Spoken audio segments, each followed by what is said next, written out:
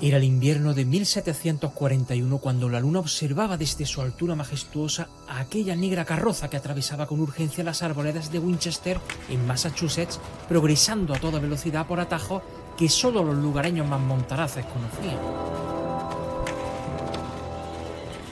Y aquel vehículo desbocado se precipitaba en mitad de la noche porque debía alcanzar su meta antes de que los luceros que estrellaban la inmensidad del cielo arruinaran las geometrías anunciadas en los siglos precursores. Nerkés, Kafur y Al-Bufaki tenían por nombre los 3 temibles corceles que tiraban de aquel féretro rodante, en cuyo interior viajaba una sombra de la que huían los que con ella se cruzaban, y a la que los rumores señalaban un origen nunca ulterior a tiempos de las cruzadas. Sobre el pescante, una silueta alargada, cubierta por un generoso sombrero, proyectaba contra los negros animales un sinfín de sonoros latigazos que chasqueaban contra sus lomos, inundando los bosques de un incesante repiqueteo. Y después de sortear con premura espacios tan densamente poblados de troncos enhiestos que cualquiera lo entendería impracticables para tan voluminoso armatoste, se apartaron las forestas a derecha y izquierda para ofrecer a la vista un escenario ilustrado por una negra llanura de cristal sobre la que se reflejaban la luna y sus estrellas con insólita perfección. Pero no eran sino las aguas mansas del embalse de Stoneham, que, ignorantes de su destino, aguardaban esa noche la llegada del que pretendía ser su corruptor. El cochero se apartó al poco de las lindes del bosque y tiró hacia sí de las riendas de Al-Bufaki, cabeza de aquella equina trinidad, hasta que se detuvieron a escasos pies de la orilla del lago. Entre tanto, los animales removían la tierra con sus cascos, agitados, conscientes del todo de la clase de fuerzas que iban a desatarse en los momentos subsiguientes. Así aseguró el escudero los cabestros y se aproximó hacia la puerta de la carroza para advertir a su señor de que el viaje había concluido. Un chasquido seco resonó entre las arboledas y cuando el mundo se halló de nuevo dispuesto para ser hollado por su hierático caminar, con suavidad se abrió un abismo en el flanco de ese negro sarcófago del que brotó una oscuridad capaz de eclipsar la negrura de la noche. Y es que en aquel interior esperaba una presencia a la que los mismos nihilarcas del vacío respetaban, y pese a ello, para un observador que hubiera sido con anterioridad advertido de las preeminencias que tal dignatario ostentaba, la fragilidad de su figura lo habría dejado violentamente decepcionado, porque lo que de allí surgió fue un anciano desarrapado de rostro inaccesible por la cerrazón, enjuto y giboso según las hechuras que se adivinaban bajo los andrajos con los que se vestía de fúnebres colores. El añoso valíase de un retorcido cayado para auxiliar el avance de su pierna izquierda, y para socorrer a la derecha procurábase el brazo de su alargado sirviente.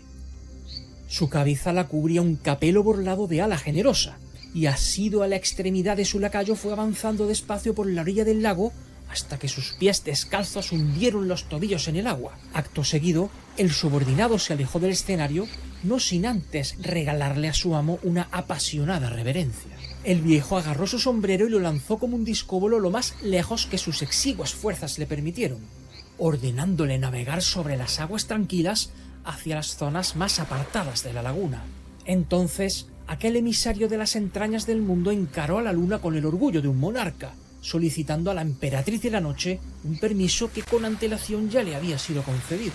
Y tuvo ésta que apartar su rostro para no mirarlo, pues toda la faz de aquel anciano había sido en otros tiempos quemada por el fuego de la ignorancia, y también le fueron arrancados los ojos para impedirle leer lo que nunca debió ser escrito, y cosidos resultaron sus párpados más tarde para que nadie pudiera contemplar el fondo de aquellos pozos testigos de tantas y tan dolorosas verdades. Y en igual forma fue removida su lengua, para que la fuerza de sus palabras no alcanzara más los oídos del hombre corriente, que de tal autoridad gozaban aquellas sonoras articulaciones que podían tanto detener los corazones como reanimarlos. Y arrancados le fueron sus dientes, para evitar que su castañeo sembrara de temblores la tierra, y sellados sus labios con plomo derretido para que jamás volviera a abrirse tal hoyo de inmundicia. Y zurcieron por seguridad sus narices, para que nadie respirase el mismo aire que él exhalaba, y las orejas, mutiladas a cuchillo y cauterizadas con un hierro al rojo, y los oídos, cerrados con el mismo plomo con el que aseguraron su boca para que ningún verbo osara nunca avivar el fuego de su alma. Y si aquellos harapos bituminosos no estuvieran ocultando la atroz estampa que presentaba su cuerpo, también habría visto la luna un pecho abierto y desocupado, vaciado a conciencia por los presbíteros para que ninguna vida de este mundo pudiera fluir por sus agotadas arterias. Tal daño infligieron los hombres de otros tiempos a aquel augur renegado, al entender por las malas que ni la misma muerte tenía potestad con la que despojarle de vida. Pero nada requería el profeta de lo que le habían arrebatado para continuar con su apostolado. Le bastaba el brazo de su siervo para sostenerse y el corazón del mundo para sustentarse.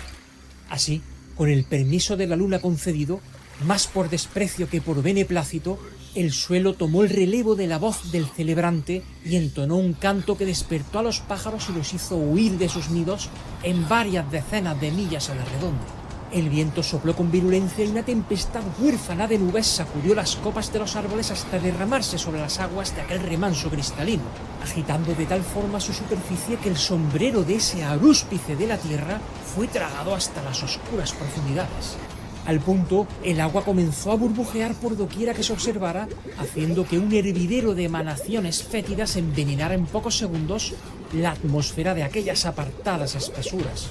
En ese momento, las estrellas escogidas convergieron hacia unas coordenadas exactas de la bóveda celeste sobre la vertical del embalse y después de un rotundo relámpago que emblanqueció el cielo durante unos largos segundos, la calma regresó como un suspiro al espíritu de aquellos aislados parajes y las aguas recuperaron de súbito su reluciente mansedumbre. Y así huyó para siempre el invierno de aquellas regiones.